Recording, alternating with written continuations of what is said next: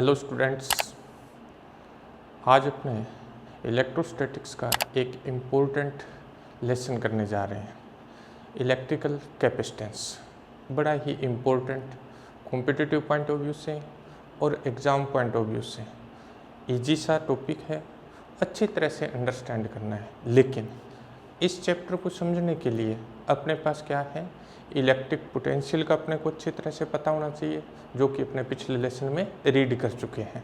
इसी तरह से इलेक्ट्रिक चार्ज भी अपने रीड कर चुके हैं, उनका अपने को अच्छी तरह से पता होना चाहिए, तब अपने इसको अच्छी तरह से लर्न कर पाएंगे।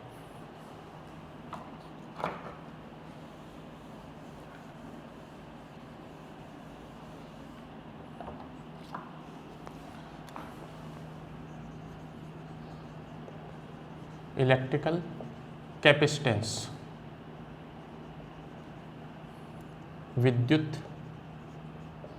धारिता। विद्युत धारिता क्या चीज़ है? पहली बात तो जब भी चैप्टर का कोई नेम आता है, उस नेम में, उस चैप्टर में अपने क्या रीड करने जा रहे हैं, क्या पढ़ने जा रहे हैं, सारा का सारा सार जो है उसके अंदर होता है। इसलिए उस नाम को अच्छी तरह से अपने को समझना है।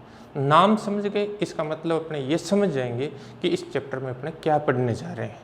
अपने पास है इलेक्ट्रिकल कैपेसिटेंस। कैपेसिटेंस ये अपने पास है कैपेसिटी या एबिलिटी। धारिता मतलब धारण करने की क्षमता। अब क्या धारण करने की क्षमता, क्योंकि यहाँ अपने इलेक्ट्रिकल कैपेसिटेंस रीड कर रहे हैं, विद्युत धारिता रीड कर रहे हैं, तो अपने पास ये है क्या चीज़? It is ability of store electric charge by conductor. Conductor के द्वारा इलेक्ट्रिक चार्ज को स्टोर करने की जो एबिलिटी है, उसे क्या कहते हैं? इलेक्ट्रिकल कैपेसिटेंस कहते हैं। Ability of conductor storing electric charge. अपने पास क्या है, कोई भी कंडक्टर है, कंडक्टर जो है वो कितना चार्ज स्टोर कर सकता है, उसकी जो एबिलिटी है वो उसकी क्या है? इलेक्ट्रिकल कैपेसिटेंस है। किसी चालक द्वारा आवेश ग्रहण करने की क्षमता, उस चालक की विद्युत धारिता कहलाती है। चालक द्वारा आवेश ग्रहण करने की जो क्षमता है, उसे क्या कहते हैं? उस चालक की धारिता कहते हैं। अब बात ये आती है, क्या ये क्षमता अलग अलग होती है, या इस क्षमता में प्रॉब्लम क्या है, क्यों नहीं वो और चार्ज ग्रहण कर सकता? उसका एक सिंपल सा कारण होता है। क्या कारण है? जिससे अपने पास ये चार्ज है, ये अपने पास एक क्या है? कंडक्टर है। इस कंडक्टर को अपने क्या करते हैं? चार्ज प्रोवाइड करते हैं, इसको अपने चार्ज देते हैं। चार्ज कभी एकदम से उस पर उड़ेला नहीं जाता है। चार्ज हमेशा क्या है? थोड़ी थोड़ी अमाउंट में दिया जाता है। जब अपने चार्ज थोड़ी थोड़ी अमाउंट में देते हैं, तो इसका जो पोटेंशियल है वो राइज अप होता है। जब इसका पोटेंशियल राइज अप होता है, तो पोटेंशियल की एक लिमिट आती है, और उस लिमिट के बाद ये चार्ज और गेन नहीं करता है, यानी और चार्ज ग्रहण नहीं करेगा। क्या लिमिट है वो? वो लिमिट होती है अपने पास 3 × 10⁶ वोल्ट पर मीटर। अपने आगे इसके बारे में डिटेल से रीड करेंगे, बट एक बार अपने ये देखते हैं कि धारण करने की क्षमता में लिमिटेशन क्या है, कहाँ जाके वो धारण करना बंद कर देता है।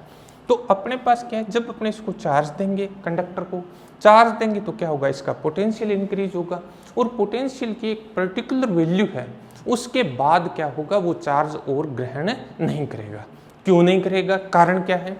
जैसे ये वैल्यू या इससे ग्रेटर वैल्यू आती है पोटेंशियल की, तो इसके अराउंड जो एयर है, इसके चारों तरफ जो एयर है, वो एयर आयनाइज्ड हो जाती है, और जो चार्ज अपने उस कंडक्टर को प्रोवाइड कर रहे हैं, वो चार्ज जो है वो एयर में लीकेज हो जाता है, यानी उस चार्ज का क्या होगा? वायु में क्षरण प्रारंभ हो जाता है। तो ये और चार्ज ग्रहण नहीं करता है। एक सिंपल सा एग्जांपल बताता हूँ, बिल्कुल धारण करने की क्षमता का। जैसे अपने पास एक गिलास है, इस गिलास में पानी डालते हैं अपने, इसकी एक कैपेसिटी है, जितनी कैपेसिटी है उतना पानी तो ये ग्रहण करेगा, और उसके बाद क्या होगा? उसके बाद पानी जो है बाहर गिरना शुरू हो जाएगा। तो इसका मतलब क्या था? जितनी इसकी कैपेसिटी थी उतना ही पानी इसने ग्रहण किया। इसी तरह से कंडक्टर जो होते हैं, कंडक्टर के द्वारा चार्ज ग्रहण करने की एक सीमा होती है, उस सीमा को उसकी क्या कहते हैं, धारिता कहते हैं। उसके बाद अगर अपने इसको चार्ज देंगे तो वो चार्ज क्या हो जाएगा, लीकेज हो जाता है। रीजन ये होता है कि अपने पास जैसे ही पोटेंशियल की वैल्यू जो है वो 3 × 10⁶ वोल्ट पर मीटर से ज़्यादा वैल्यू गेन कर लेती है, तो उसके अराउंड जो एयर होती है वो एयर क्या होती है, आयनाइज्ड हो जाती है, और इसको दिया गया चार्ज जो है उस चार्ज का क्या होता है, एयर में लीकेज होना स्टार्ट हो जाता है, तो इस पे चार्ज अब रहता नहीं है। तो अपने पास क्या हुआ, विद्युत धारिता क्या है, it is ability of conductor to store electric charge. It is ability of conductor to store electric charge and hence electric energy।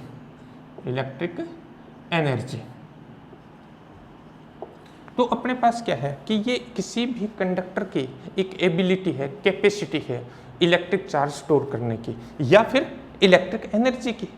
तो अपने पास क्या है, किसी चालक द्वारा आवेश ग्रहण करने की क्षमता जो है उस चालक की क्या कहलाती है, धारिता कहलाती है। अब आता है अपने पास मैथमेटिकली अपने इसको किस टाइप से डिफाइन करें। अपने क्या करते हैं, जब अपने किसी कंडक्टर को चार्ज प्रोवाइड करते हैं, जैसे ही अपने कंडक्टर को चार्ज प्रोवाइड करते हैं तब होता क्या है, तब उस कंडक्टर के पोटेंशियल में क्या होता है, इंक्रीज होता है, उस कंडक्टर का पोटेंशियल बढ़ना शुरू हो जाता है। इस टाइप से जो अपने चार्ज कंडक्टर को प्रोवाइड करते हैं वो चार्ज उसके पोटेंशियल में इंक्रीज के डायरेक्टली प्रोपोर्शनल होता है। यदि अपने क्या करते हैं, if we provide charge Q and increase in potential is V, then Q is proportional to V। जब अपने किसी चालक को आवेश देते हैं तो चालक के विभव में वृद्धि होती है। चालक को दिया गया आवेश जो है वो विभव वृद्धि के समानुपाती होता है। Q is proportional to V, Q is equal to अपने पास आ जाएगा CV। यहाँ जो C है it is constant of proportionality, समानुपाती नियतांक है। C की वैल्यू जो है वो दो बातों पे डिपेंड करती है, बड़ा इंपॉर्टेंट है। It is depend on size of conductor and medium. C की जो वैल्यू है वो एक तो कंडक्टर की साइज पे डिपेंड करती है, कैसे करती है आगे अपने रीड करेंगे। सेकंड ये किस पे डिपेंड करती है, उसके अराउंड मीडियम कैसा है, उस मीडियम पर डिपेंड करती है। इसके बारे में भी अपने डिटेल से रीड करेंगे। एक बड़ी इंपॉर्टेंट चीज़ है कि C की वैल्यू जो है वो न तो इस चार्ज पे डिपेंड करती है न ही इस पोटेंशियल पे डिपेंड करती है। The capacity of conductor neither be depend on charge nor भी डिपेंड ऑन पोटेंशियल। न तो ये आवेश पे डिपेंड करती है और न ही विभव पे डिपेंड करती है। डिपेंड किस पे करती है, size of conductor and medium around the conductor, इन दोनों बातों पर ये डिपेंड करती है। अब आता है अपने पास इस इक्वेशन 1 को अपने ऐसे राइट कर सकते हैं, C is equal to Q/V। C is equal to अपने पास आ गया Q/V। तो यहाँ भी अपने क्या कर सकते हैं, इस C को यानी कैपेसिटेंस को अपने डिफाइन कर सकते हैं। कैपेसिटेंस अपने पास किसके इक्वल है, चार्ज, और चार्ज के कारण उसके पोटेंशियल में जो इंक्रीज हुआ है उनका जो अपने पास रेशो है उस रेशो को अपने क्या कहते हैं, इलेक्ट्रिकल कैपेसिटेंस कहते हैं। तो अपने यूं कह सकते हैं किसी चालक को दिए गए चार्ज और उसके फलस्वरूप उसके पोटेंशियल में होने वाली वृद्धि का जो अनुपात है उस रेशो को अपने क्या कहते हैं, उस अनुपात को अपने क्या कहते हैं, उस अनुपात को अपने धारिता कहते हैं। अब देखिए बड़ा इंपॉर्टेंट फॉर्मूला है ये, जब भी अपने आगे कैपेसिटेंस फाइंड करेंगे इस चैप्टर में उस टाइम अपने यही फॉर्मूला यूज करेंगे, यानी C is equal to Q/V use करेंगे। ये अपने पास क्या होगी, कैपेसिटेंस की डेफिनेशन होगी। अपने किसी भी मेथड से अपना काम होगा पोटेंशियल कितना राइज अप हुआ उसको फाइंड करना। कैसे फाइंड करेंगे, आगे सारे अपने पास मेथड होंगे, उन मेथड से अपने उसको फाइंड करेंगे। फाइंड करके अपने इसमें वैल्यू पुट कर देंगे V की और अपने C को फाइंड कर लेंगे। ये सारा सिस्टम अपना आगे रहेगा। अपने पास आ गया C is equal to Q/V। It means it is C is ratio of charge provide to conductor to potential increase by this charge. तो अपने पास ये आ जाएगा।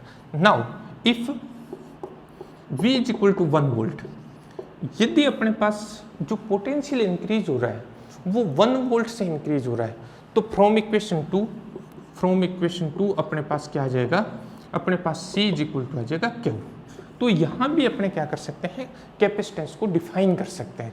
कैपेसिटेंस को कैसे डिफाइन कर सकते हैं, अपने यूं कह सकते हैं कि जब अपने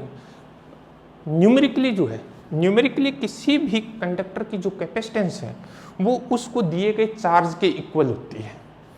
किसी भी कंडक्टर की कैपेसिटेंस जो होती है वो उस कंडक्टर को जितना चार्ज अपने प्रोवाइड किया है उसके इक्वल होती है। बट इसके लिए कंडीशन है। कंडीशन क्या है कि वो चार्ज जो है वो उस कंडक्टर के पोटेंशियल को 1 वोल्ट से इंक्रीज कर दे। किसी चालक की धारिता संख्यात्मक दृष्टि से चालक को दिए गए उस आवेश के बराबर होती है जो उस चालक के विभव में 1 वोल्ट की वृद्धि कर दे। तो ये अपने पास इसकी डेफिनेशन होगी। सिंपल सा इलेक्ट्रिक कैपेसिटेंस अपने पास it is ability of conductor to store electric charge and hence electric energy. अपने जब भी किसी चालक को क्या करते हैं, चार्ज प्रोवाइड करते हैं तो उसका पोटेंशियल इंक्रीज होता है।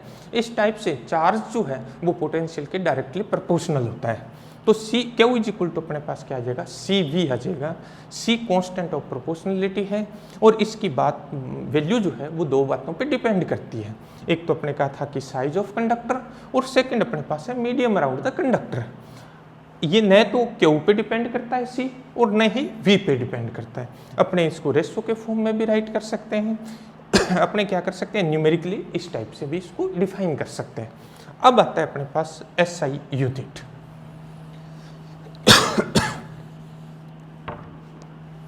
एसआई यूनिट क्या होगी, यूनिट अपने इक्वेशन 2 से राइट करेंगे। अपने जानते हैं चार्ज की यूनिट जो है वो कूलम है और अपने पास पोटेंशियल जो है, पोटेंशियल की यूनिट अपने पास वोल्ट है। तो अपने पास क्या है, कैपेसिटेंस की जो यूनिट है वो अपने पास आ जाएगी कूलम पर वोल्ट। और कूलम पर वोल्ट को क्या बोलते हैं, फेरेड बोलते हैं। फेरेड है ये। फेरेड अपने पास क्या हो गई, कैपेसिटेंस की एसआई यूनिट हो गई। अपने 1 फेरेड को डिफाइन कर सकते हैं। 1 फेरेड इज इक्वल टू अपने पास आ जाएगा 1 कूलम ओवर 1 वोल्ट। सिंपल सा अपने पास 1 फेरेड क्या है, कितनी कैपेसिटेंस है 1 फेरेड। अगर अपने किसी चालक को, कोई भी कंडक्टर है, उस कंडक्टर को 1 कूलम चार्ज प्रोवाइड करें और 1 कूलम चार्ज प्रोवाइड करने से उसका पोटेंशियल जो है वो 1 वोल्ट से इंक्रीज हो जाए तो उस कंडक्टर की कैपेसिटेंस जो है वो 1 फेरेड होगी। यानी किसी चालक को 1 कूलम आवेश देने से उसके विभव में 1 वोल्ट की वृद्धि हो जाए तो उस चालक की धारिता जो है वो 1 फेरेड होगी। बट फेरेड जो है वो एक बड़ा यूनिट है अपने पास। इसका भी अपने को पता लग जाएगा कि बड़ा यूनिट ये कैसे है। तो अपने क्या करते हैं, इसके स्मॉल यूनिट्स यूज करते हैं। 1 मिलीफेरेड, 1 मिलीफेरेड जो है वो अपने पास होता है 10⁻³ farad. 1 microfarad, 1 microfarad is equal to 10⁻⁶ farad. 1 nanofarad it is equal to 10⁻⁹ farad and 1 picofarad it is equal to 10⁻12 farad. यहाँ एक बात आपको ध्यान रखनी है। देखिए बोर्ड क्लासेस के लिए कोई इतना इम्पोर्टेंट नहीं है ये, but competitive point of view से बड़ा इम्पोर्टेंट है। कई बार कॉम्पिटिटिव एग्जाम में इस टाइप से लिखा हुआ आ जाता है 1 माइक्रोफेरेड। कई बार यहाँ कंफ्यूजन हो जाती है। अपने ये सोच लेते हैं कि कहीं by mistake micro double time तो ये रिपीट नहीं हो गया है। बट ये क्या करते हैं, कंफ्यूज क्रिएट करने के लिए ही ऐसा राइट किया जाता है। 1 माइक्रोफेरेड इज इक्वल टू 10⁻⁻12 फेरेड होता है। अब आपको जो ध्यान रखना है वो ये ध्यान रखना है कि आपके पास कैपेसिटेंस की वैल्यू आ गई, आप इसको ये राइट कर सकते हैं। बट आपके पास कैपेसिटेंस की ये वैल्यू है, आप ये राइट नहीं कर सकते। ये राइट किया हुआ मिले अपने को कोई कॉम्पिटिटिव एग्जाम में, उसका मीनिंग यही है। बट अपने इसको ये राइट नहीं करेंगे कभी भी। अपने अगर इसको राइट करेंगे तो अपने इसको 1 पिकोफेरेड ही राइट करेंगे। ये अपने को ध्यान रखना है। तो अपने पास क्या आ गया, एसआई यूनिट आ गई। एसआई यूनिट अपने पास क्या है, फेरेड है। 1 फेरेड को अपने डिफाइन कर दिया कि अगर किसी भी कंडक्टर को 1 कूलम चार्ज प्रोवाइड करने से अगर उसका पोटेंशियल जो है वो 1 वोल्ट से इंक्रीज हो जाए, तब अपने पास उस कंडक्टर की जो कैपेसिटेंस है वो अपने पास क्या होगी, 1 फेरेड होगी। और फेरेड को अपने इस टाइप से भी यूज करते हैं। अब आता है अपने पास डायमेंशनल फॉर्मूला। डायमेंशंस क्या होगी इसकी, फिर अपने इक्वेशन नंबर 2 को यूज करेंगे डायमेंशन के लिए।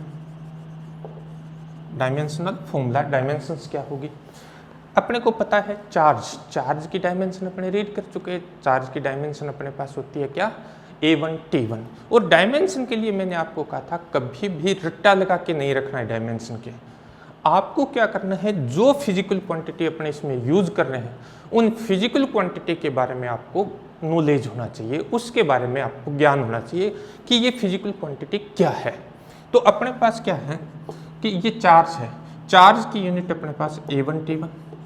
अब ये अपने पास पोटेंशियल है, पोटेंशियल की डायमेंशन रटने की जरूरत नहीं है। पोटेंशियल जैसे ही आ गया आप पोटेंशियल की डेफिनेशन पे चले जाओ। पोटेंशियल की डेफिनेशन अपने रीड की थी W/Q, mathematically W/Q means potential जो होता है वो होता है अपने पास वर्क ओवर चार्ज। वर्क अपने पास जो है इसकी अपने पास dimension m1 l2 t-2 over charge की यूनिट राइट करेंगे, ऊपर से ले जाएगी A1 T1। तो अब अपने क्या करेंगे, अपने पास किसकी डायमेंशन आ जाएगी, कैपेसिटेंस की। ये अपने पास आ जाएगा m-1 l-2 t अपने पास 4 हो जाएगा, A2 हो जाएगा। ये इसका डायमेंशनल फॉर्मूला आ गया। तो इस तरह से कहीं भी रट्टा लगा के क्रेमिंग करके इस तरह से फिजिक्स को रीड नहीं करना है। फिजिक्स को समझना है, अंडरस्टैंड करना है, और अंडरस्टैंड करके जब आप रीड करोगे तो आपको फिजिक्स पढ़ने में बहुत मज़ा भी आएगा और आपको अच्छा लगेगा।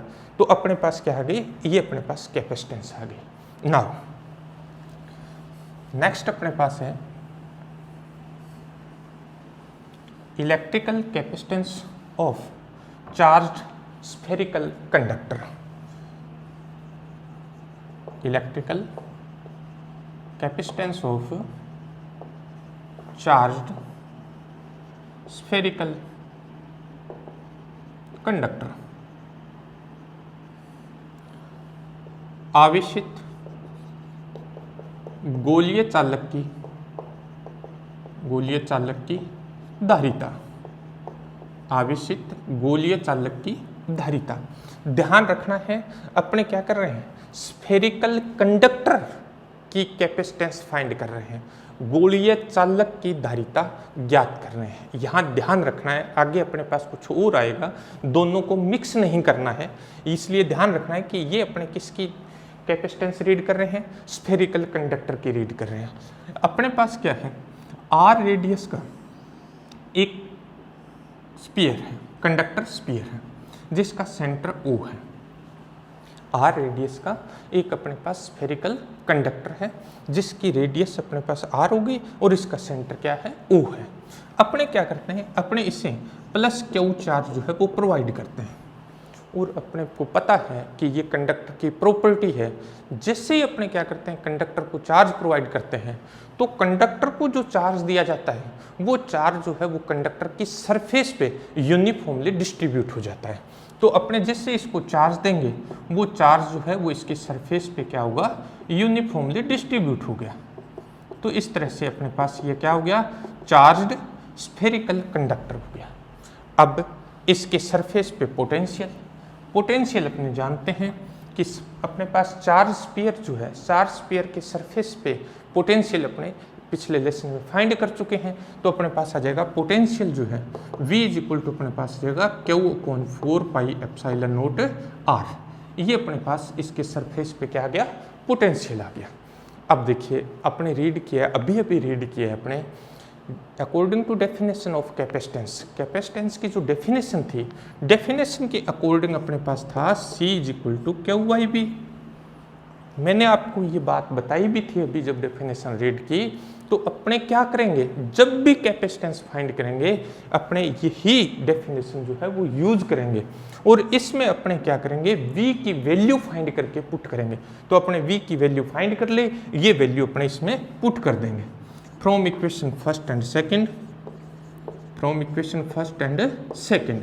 फर्स्ट और सेकंड से अपने पास क्या आ जाएगा, C इज इक्वल टू अपने पास आ जाएगा Q अपॉन Q इंटू अपने पास आ जाएगा 4 pi epsilon note R, Q से Q कैंसिल हो गया, C इज इक्वल टू अपने पास आ गया 4 pi epsilon note R। It is capacitance of charge spherical conductor.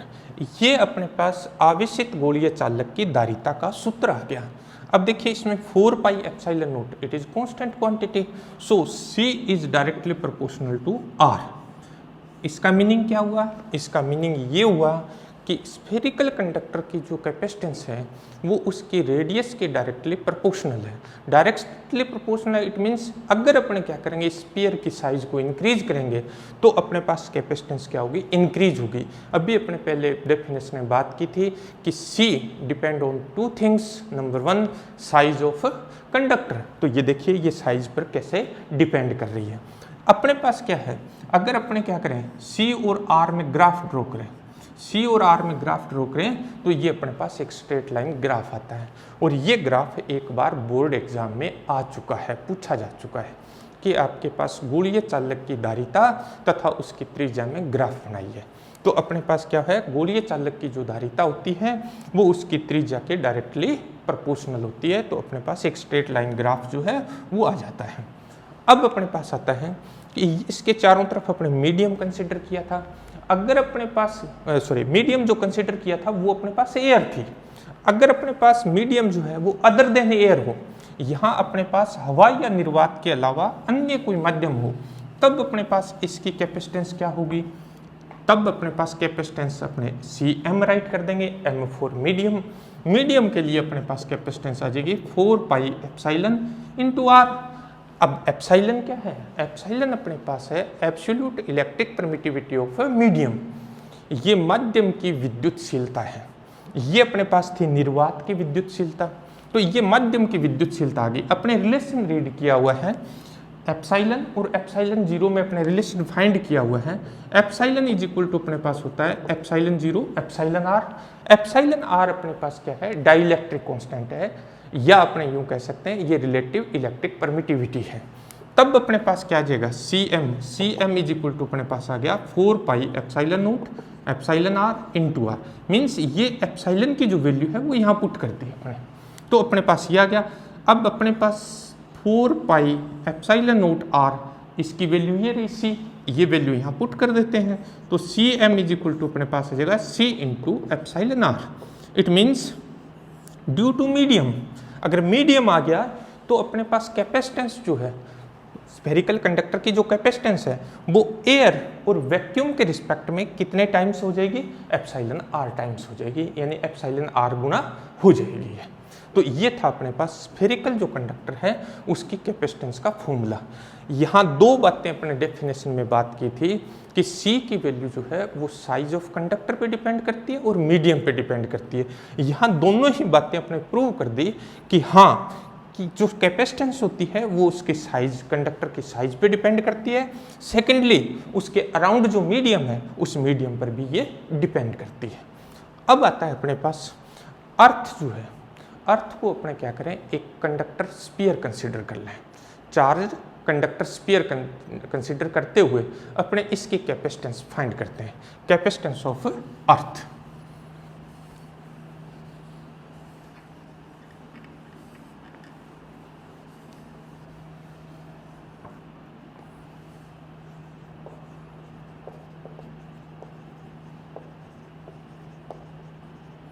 अर्थ की अपने क्या करते हैं, कैपेसिटेंस फाइंड करते हैं। अपने जानते हैं कि अर्थ जो है वो एक स्फीयर है और इसकी जो रेडियस है r इज इक्वल टू अपने पास है 6400 kilometre. It is equal to 6400 into 10⁻³ metre. जब भी न्यूमेरिकल की बात आती है अपने को एसआई सिस्टम जो है वो अडॉप्ट करना है। अगर अदर कोई भी यूनिट गिवन है तो सबसे पहला काम अपना होगा कि उस यूनिट को एसआई में कन्वर्ट कर लें, वही काम अपने किया है। अब अपने पास है capacitance of spherical conductor C is equal to अपने पास 4 पाई एप्सिलॉन नॉट R, ये भी अपने फाइंड किया था। इसको अपने ऐसे राइट कर लेते हैं, ये अपने पास आ जाएगा R ओवर K। R की वैल्यू अपने इसमें पुट कर देते हैं अपॉन K की वैल्यू नोन है 9 इंटू 10⁻⁹, तब अपने पास आ जाएगा 64/9 इंटू 10⁻, ये अपने पास 5 हो जाएगी 10⁻⁻4।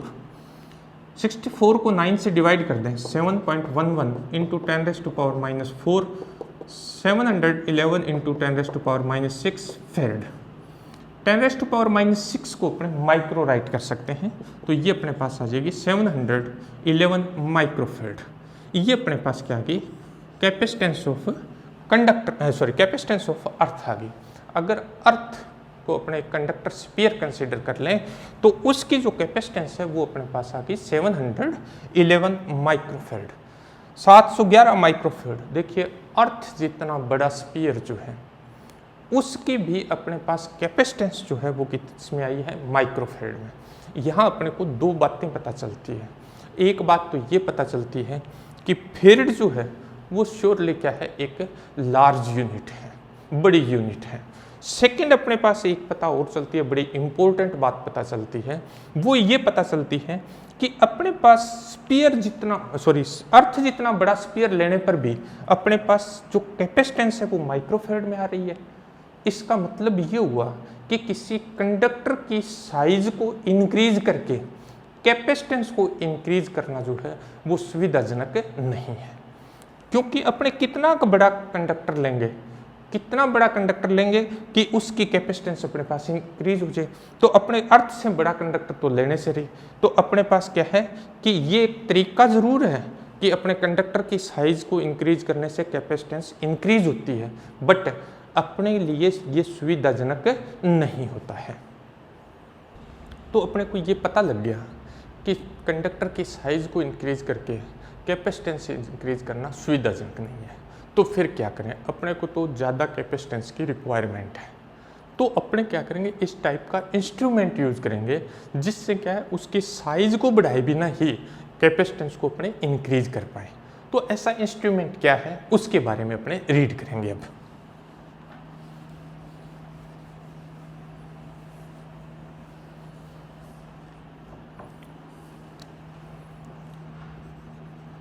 कैपेसिटर, संधारित्र।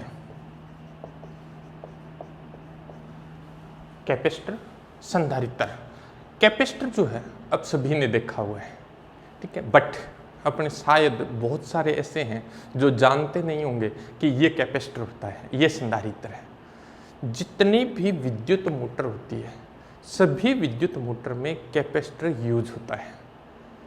क्या है कैपेसिटर? सिंपल सा एग्जांपल, पंखे में एक अपने नॉर्मली ये बोलते हैं कि ये पंखे का सेल है, वो सेल ही क्या है, कैपेसिटर है। पानी की जो मोटर है, पानी की मोटर के साथ एक सेल लगा होता है जिसको अपने नॉर्मली बोल देते हैं सेल, एक्चुअली में वो क्या होता है, कैपेसिटर होता है। अपने उसी कैपेसिटर के बारे में पढ़ रहे हैं, उसी संधारित्र को पढ़ने जा रहे हैं। क्या है कैपेसिटर? संधारित्र क्या है? संधारित्र चालकों का एक ऐसा समायोजन है जिसमें चालक के आकार को बढ़ाए बिना उसकी धारिता में वृद्धि की जाती है। मतलब अभी जो अपने कह रहे थे कि साइज को इंक्रीज करके कैपेसिटेंस इंक्रीज करना सुविधाजनक नहीं है, तो उसी का अपने रीड कर रहे हैं कि ये ऐसी अरेंजमेंट है जिसमें कंडक्टर के साइज को इंक्रीज नहीं करना है, फिर भी अपने क्या करेंगे, उसकी कैपेसिटेंस को इंक्रीज कर देंगे। तो वो अपने पास क्या होगा, कैपेसिटर होगा। एक capacitor is an arrangement for storing large amount of electric charge and hence electric energy। अपने पास क्या है कैपेसिटर जो है, क्या है capacitor? It is a capacitor is an arrangement for storing large amount of electric charge and hence electric energy. तो ये चालकों का एक ऐसा समायोजन है जिसमें चालक के आकार को नहीं बढ़ाएंगे अपने, फिर भी अपने पास क्या होगी, इसकी धारिता में, कैपेसिटेंस में क्या हो जाएगी, वृद्धि हो जाएगी। तो वो क्या कहलाएगा, संधारित्र कहलाता है। अपने पास अभी अपने रीड किया था कि C इज इक्वल टू अपने पास क्या होता है, Q/V होता है। अपने अभी आगे रीड भी करेंगे। अपना काम ये होगा कि अपने किसी भी मेथड से, कोई भी मेथड होगा, उस मेथड के द्वारा अपने क्या करेंगे, Q को कांस्टेंट रखेंगे। मेथड क्या होगा वो भी अपने रीड करेंगे। Q को कांस्टेंट रखते हुए अपने क्या करेंगे, V को डिक्रीज करेंगे, V को कम करेंगे, V को डिक्रीज कर देंगे। अब V को जब डिक्रीज कर देंगे तो वापस V का वही मान लेके आने के लिए अपने को क्या करना पड़ेगा, उस कंडक्टर को और चार्ज देना पड़ेगा। जब और चार्ज देना पड़ेगा इट मीन्स वो चार्ज गेन करने लग गया, वो चार्ज ग्रहण करने लग गया। तो वो अगर और चार्ज ग्रहण करने लग गया, इसका मतलब उसकी कैपेसिटेंस जो है वो क्या हो गई, इंक्रीज हो गई। सिंपल सा ये मेथड है कि अपने क्या करेंगे, मेथड भी अपने आगे रीड करेंगे, बट Q को कांस्टेंट रखेंगे और अपने किसी भी मेथड से V को क्या करेंगे, डिक्रीज करेंगे। जब V डिक्रीज होगा तो फिर अपने को क्या करना पड़ेगा, उसी लेवल पे लाने के लिए और चार्ज देना पड़ेगा। V की सेम वैल्यू वापस लाने के लिए अपने को क्या करना पड़ेगा, और चार्ज देना पड़ेगा। और चार्ज अगर वो कंडक्टर ग्रहण कर रहा है तो उसकी कैपेसिटेंस क्या हो गई, इंक्रीज हो गई।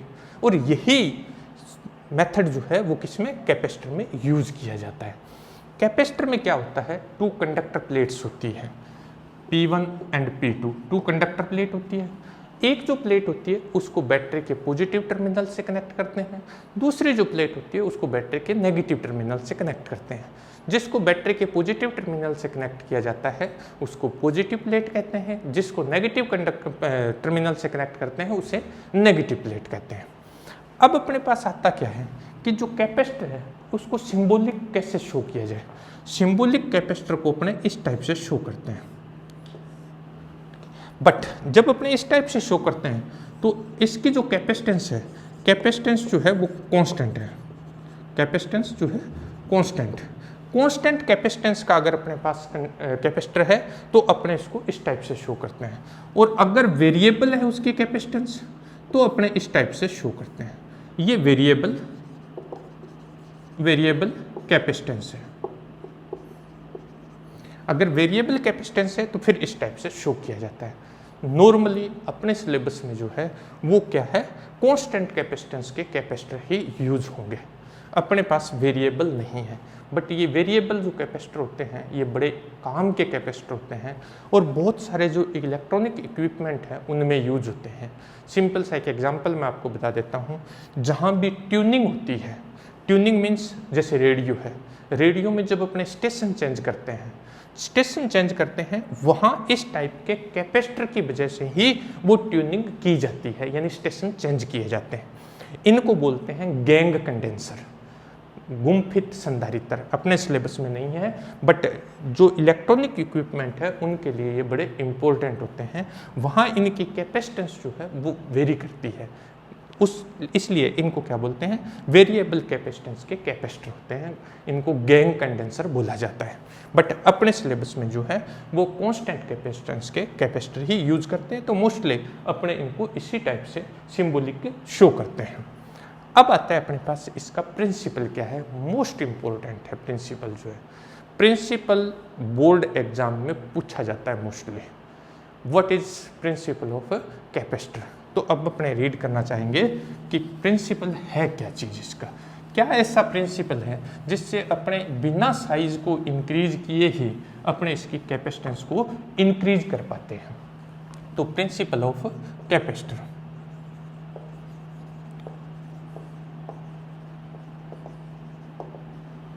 व्हाट इज प्रिंसिपल, क्या प्रिंसिपल है, क्या सिद्धांत है, संधारित्र का सिद्धांत क्या है। बिल्कुल सिंपल सा सिद्धांत है, अच्छी तरह से अंडरस्टैंड करना है, फिर अपने कहीं प्रॉब्लम नहीं आएगी कि कैपेसिटर को समझने में कोई भी, अगर अपने पास ये प्रिंसिपल अच्छी तरह से, बिल्कुल इजी सा है, अच्छे से तरीके से समझना है, अंडरस्टैंड करना है, फिर मैं कह रहा हूँ रट्टा नहीं लगाना है। अंडरस्टैंड कीजिए, अच्छी तरह से उसको समझिए, उसके अंदर घुस जाइए, फिर देखना आपको अच्छी तरह से ये समझ में आएगा। इसके प्रिंसिपल को अपने अंडरस्टैंड करने के लिए अपने क्या करते हैं, एक कंडक्टर प्लेट P1 लेते हैं। ये अपने पास कंडक्टर प्लेट P1 है, इसको एक इंसुलेटेड स्टैंड पे पुट कर देते हैं। अपने पास एक कंडक्टर प्लेट P1 ले, इसको एक कुचालक स्टैंड पर रख दिया। अब क्या करेंगे, अब इससे अपने प्लस क्यू चार्ज प्रोवाइड करेंगे। जब अपने प्लस क्यू चार्ज इसको प्रोवाइड करेंगे तो अपने जानते हैं कि अपने पास जो चार्ज जब भी अपने किसी कंडक्टर को देते हैं तो वो चार्ज जो होता है वो कंडक्टर की सरफेस पे यूनिफॉर्मली डिस्ट्रीब्यूट हो जाता है। अपने पास एक कंडक्टर प्लेट है P1, इसको एक इंसुलेटेड स्टैंड पे पुट कर दिया, इससे अपने क्या किया, प्लस क्यू चार्ज दे दिया। जब प्लस क्यू चार्ज दिया तो दिया गया सारा चार्ज जो है वो इसके सरफेस पे यूनिफॉर्मली डिस्ट्रीब्यूट हो गया। अब अपने क्या करते हैं, सेम साइज की, सेम मटेरियल की और सेम एरिया की अपने एक प्लेट P2 लेते हैं, यानी एक P2 कंडक्टर प्लेट ले लेते हैं। ये अपने पास P2 कंडक्टर प्लेट है। P2 जो कंडक्टर प्लेट है उसको P1 के नियर और इसके पैरेलल पुट कर देते हैं। अपने समान आकार, समान क्षेत्रफल और समान पदार्थ की एक अन्य चालक प्लेट P2 ले ली और इस P2 को P1 के क्या किया, अल्प दूरी पर समांतर रख दिया। जैसे अपने ये करेंगे तो अपने पास क्या होती है, एक क्रिया होगी। क्या क्रिया होगी, अपने पीछे रीड कर चुके हैं, चार्जिंग मेथड। ठीक है, मेथड जो थे चार्जिंग के वो 3 मेथड अपने रीड किए थे। अपने एक रीड किया था फ्रिक्शन, रीड किया था, दूसरा अपने किया था कंडक्शन और थर्ड अपने रीड किया था इंडक्शन।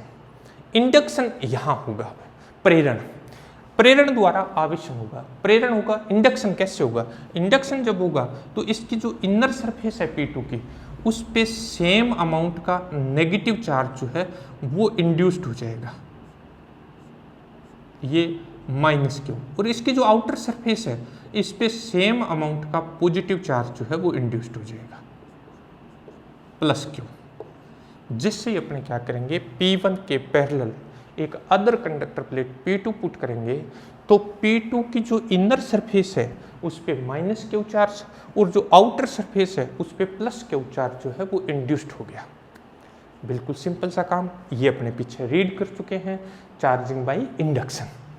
अब देखिए, जब अपने ये प्लेट पुट नहीं की थी तब अपने मान लेते हैं कि ये जो P1 प्लेट थी इसका पोटेंशियल V था। जब अपने P1 प्लेट पुट नहीं की थी और P2 प्लेट पुट नहीं की थी तब अपने पास P1 का जो पोटेंशियल था वो कितना था, V था। अब इस नेगेटिव चार्ज के कारण यहाँ पोटेंशियल प्रोड्यूस होगा V1 और इस पॉजिटिव चार्ज के कारण पोटेंशियल प्रोड्यूस होगा V2। तो अब A जो प्लेट है उसका पोटेंशियल अपने पास आ गया VA is equal to V जो पहले से था प्लस V1 किसकी वजह से, इस नेगेटिव चार्ज की वजह से, प्लस V2 किसकी वजह से, इस पॉजिटिव चार्ज की वजह से।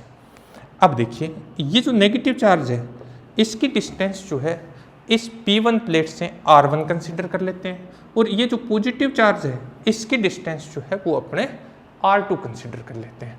तो अपने पास V1 की जो वैल्यू होगी वो माइनस के क्यू अपॉन R1 होगी और V2 की जो वैल्यू होगी वो के क्यू अपॉन R2 होगी। नेगेटिव क्यों आया, अपने रीड किया था potential due two point charge.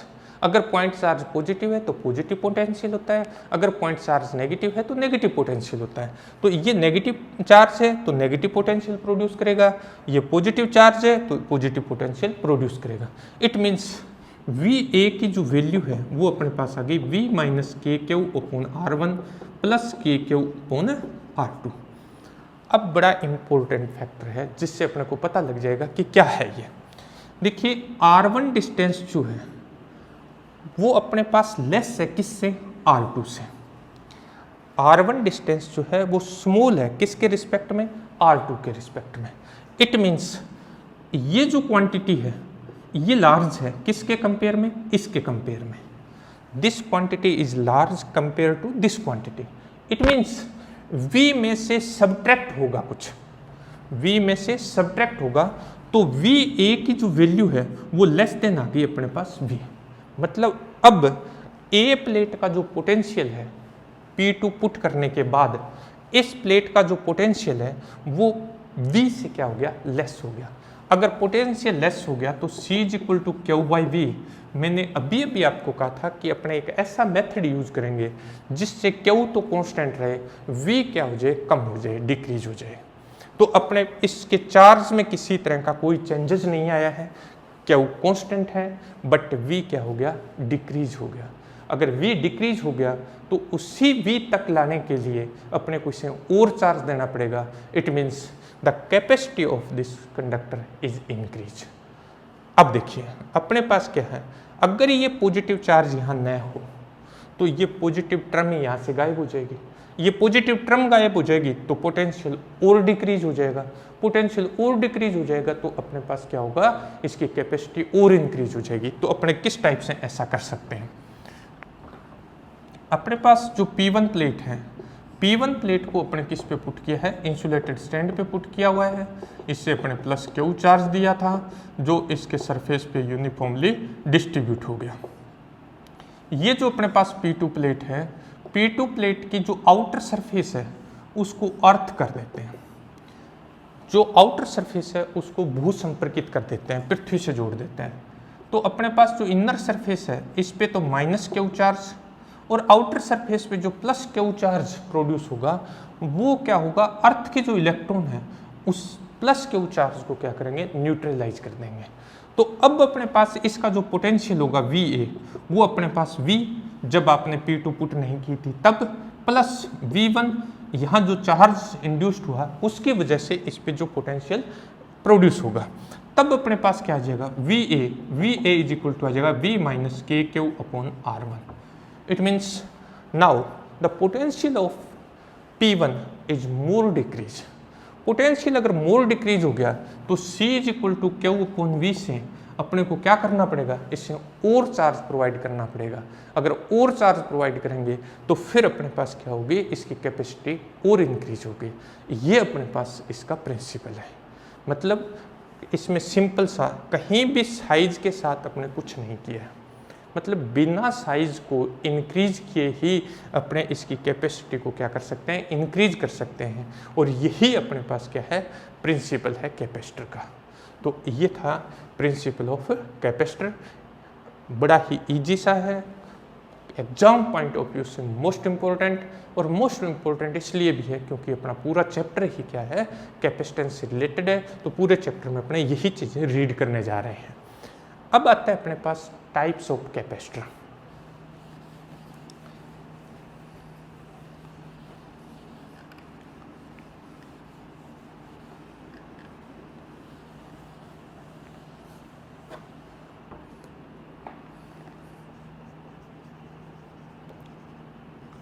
Types of capacitor. संधारित्र के प्रकार। संधारित्र के प्रकार में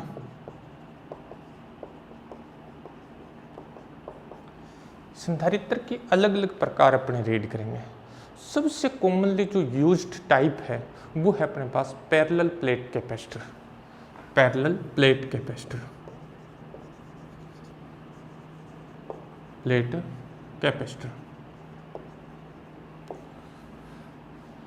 समांतर प्लेट, या इसको पट भी बोल देते हैं, पट संधारित्र। समांतर प्लेट संधारित्र, पैरेलल प्लेट कैपेसिटर। बड़ा इजी सा टॉपिक है, बट एग्जाम में इससे रिलेटेड मोस्टली कोई ना कोई क्वेश्चन आपको जरूर मिलेगा। तो अपने पास क्या है, पैरेलल प्लेट कैपेसिटर, समांतर प्लेट संधारित्र क्या है, और अपने को इसकी कैपेसिटेंस फाइंड करनी है। What is parallel plate capacitor and find the capacitance of parallel plate capacitor. तो अपने पास क्या है, पैरेलल प्लेट कैपेसिटर जो है, समांतर प्लेट संधारित्र जो है वो क्या है। समांतर प्लेट संधारित्र में दो समान आकार तथा समान क्षेत्रफल की चालक प्लेटें होती है जिनको एक दूसरे के समांतर अल्प दूरी पर रखा जाता है। It consist two equal size and equal area की अपने पास क्या होती है, कंडक्टर प्लेट होती है, जिनको एक दूसरे के पैरेलल एक स्मॉल डिस्टेंस पे क्या किया जाता है, पुट किया जाता है। अपने पास पैरेलल प्लेट कैपेसिटर में अपने पास 2 प्लेट्स हैं जिनको एक दूसरे के पैरेलल और अपने स्मॉल डिस्टेंस पे क्या करते हैं, पुट करते हैं, P1 और P2। ठीक है, अब अपने क्या करते हैं, एक प्लेट जो होती है उसको बैटरी के पॉजिटिव टर्मिनल से कनेक्ट कर देते हैं और दूसरी प्लेट को बैटरी के नेगेटिव टर्मिनल से कनेक्ट कर देते हैं। P1 को बैटरी के पॉजिटिव टर्मिनल से और P2 को बैटरी के नेगेटिव टर्मिनल से कनेक्ट कर देते हैं। अब होता क्या है, देखिए एक सिंपल सा मेथड है, सिंपल सा मेथड अपने इस टाइप से इसको पूरा एक बार कनेक्ट कर लेते हैं। इसकी अपने को बाद में रिक्वायरमेंट नहीं होगी, सिर्फ इसको अंडरस्टैंड करने के लिए अपने एक बार ऐसे कनेक्ट कर देते हैं। जैसे ही अपने इस प्लेट को बैटरी के पॉजिटिव से कनेक्ट करते हैं, पॉजिटिव से कनेक्ट करते हैं, ये कंडक्टर है और कंडक्टर में अपने पास क्या होते हैं, फ्री इलेक्ट्रॉन होते हैं। वो फ्री इलेक्ट्रॉन जो है वो इस पॉजिटिव के द्वारा क्या होंगे, अट्रैक्ट होंगे। जब इस पॉजिटिव के द्वारा अट्रैक्ट होंगे तो वो इलेक्ट्रॉन जो है वो ऐसे मूव करेंगे, बैटरी के पॉजिटिव टर्मिनल की तरफ मूव करेंगे। जैसे यहाँ से इलेक्ट्रॉन मूव करेंगे तो यहाँ इलेक्ट्रॉन की क्या हो जाएगी, कमी हो जाएगी। Due to deficiency of electron, electron की कमी के कारण यहाँ पॉजिटिव चार्ज आ जाएगा। बिल्कुल इजी सा काम है कि अपने पास क्या हुआ, जैसे इस प्लेट को बैटरी के पॉजिटिव से कनेक्ट किया, अपने को ये राइट नहीं करना है, मैं सिंपल सा बताऊंगा आपको, अपने को राइट वो करना है, ये अंडरस्टैंड करने के लिए एक्चुअल में क्या होता है। तो ये इलेक्ट्रॉन जैसे इधर मूव करेंगे, बैटरी में आ गए तो यहाँ इलेक्ट्रॉनों की कमी हो गई। इलेक्ट्रॉनों की कमी होने से क्या हुआ, यहाँ पॉजिटिव चार्ज प्रोड्यूस हो गया। अब क्या है, ये कंडक्टर प्लेट है तो इंडक्शन होगा। ड्यू टू इंडक्शन, इंडक्शन की वजह से यहाँ नेगेटिव चार्ज, सेम अमाउंट का क्या होगा, नेगेटिव चार्ज प्रोड्यूस हो जाएगा। सेम अमाउंट का नेगेटिव चार्ज प्रोड्यूस हो गया। यहाँ क्या होगा, यहाँ अपने पास सेम अमाउंट का पॉजिटिव चार्ज प्रोड्यूस होगा। इनर सरफेस पे नेगेटिव, आउटर सरफेस पे पॉजिटिव। अब देखिए वापस बैटरी पे आते हैं। बैटरी ने क्या किया, इलेक्ट्रॉन ग्रहण कर लिया। जैसे बैटरी इलेक्ट्रॉन ग्रहण करेगी ये इम्बैलेंस हो जाएगी। जब ये इम्बैलेंस होगी तो उतने इलेक्ट्रॉन को ये क्या करेगी, छोड़ देगी। उतने इलेक्ट्रॉन को जब ये छोड़ेगी तो ये इलेक्ट्रॉन मूव करेंगे किधर, P2 की तरफ। अब इलेक्ट्रॉन मूव करेंगे इधर P2 की तरफ। जब ये P2 की तरफ मूव करेंगे तो ये जो आउटर सरफेस पे पॉजिटिव चार्ज है, इस आउटर सरफेस के इस पॉजिटिव चार्ज को क्या कर देंगे, न्यूट्रलाइज कर देंगे, इसको उदासीन कर देंगे। तो इस पे क्या आ जाएगा, पॉजिटिव चार्ज, और इस पे क्या आ गया, नेगेटिव चार्ज। अब अपने पास ये एक्चुअल में ऐसा होता है, अपने को यह डिटेल बतानी नहीं है, बट अपने को ये समझना है कि इस तरह से एक्चुअल में पॉजिटिव और नेगेटिव चार्ज आता है इन प्लेटों पर। अपने को क्या करना है, अपने ऐसे राइट करेंगे,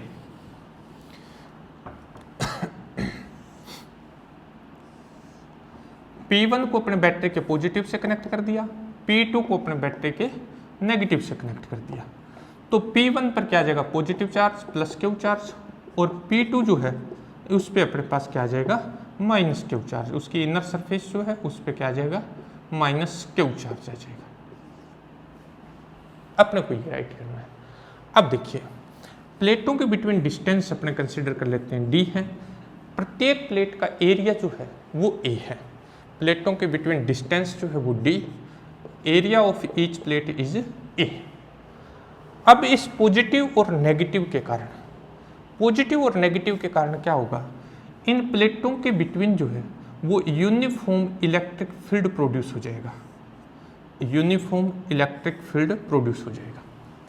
अब देखो इस प्लेट पे अपने पास पृष्ठ आवेश घनत्व जो है, सरफेस चार्ज डेंसिटी जो है वो sigma coulomb per metre square हो जाएगी, और इस पे minus sigma coulomb per metre square हो जाएगी।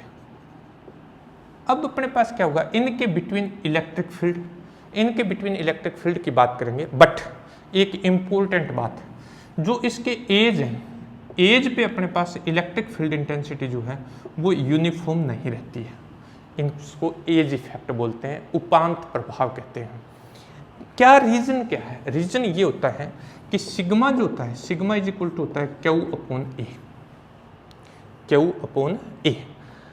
यूनिट एरिया पे चार्ज होता है वो सरफेस चार्ज डेंसिटी होती है। जो एज होते हैं, एज अपने पास क्या होते हैं, शार्प होते हैं, तिखे होते हैं, इस तरह से होते हैं। शार्प एज होने से क्या होगा, एरिया कम होगा। एरिया अगर कम होगा तो सिग्मा क्या होगा, ज़्यादा होगा। इसलिए अपने पास ये जो किनारे होते हैं, एज जो होते हैं, यहाँ इलेक्ट्रिक फील्ड यूनिफॉर्म नहीं होता, जिसको अपने कंसिडर नहीं करते। अपने सिर्फ यूनिफॉर्म इलेक्ट्रिक फील्ड की बात करेंगे। तो अपने पास क्या होगा कि electric field in between these two plate is equal to अपने पास आ जाएगा सिग्मा अपॉन एप्सिलॉन नॉट। अब ये आया कैसे, वैसे अपने पीछे रीड कर चुके हैं कि पैरेलल प्लेट जो अपने पास होती है उनके बिटवीन जो अपने पास इलेक्ट्रिक फील्ड इंटेंसिटी है उसकी वैल्यू क्या होती है। बट एक बार दोबारा देखते हैं। इस प्लेट के कारण इस पॉइंट पे इलेक्ट्रिक फील्ड इंटेंसिटी की डायरेक्शन ये होगी E1, क्योंकि ये पॉजिटिव प्लेट है, और इसकी वैल्यू होगी E1 is equal to sigma upon 2 epsilon naught. इस प्लेट के कारण इलेक्ट्रिक फील्ड इंटेंसिटी इसी पॉइंट पे E2 होगी, और इसकी भी डायरेक्शन सेम होगी। क्यों? क्योंकि ये नेगेटिव चार्ज है, नेगेटिव चार्ज के towards electric field intensity always towards negative charge. तो E2 की वैल्यू अपने पास क्या होगी, सिग्मा अपॉन 2 एप्सिलॉन नॉट।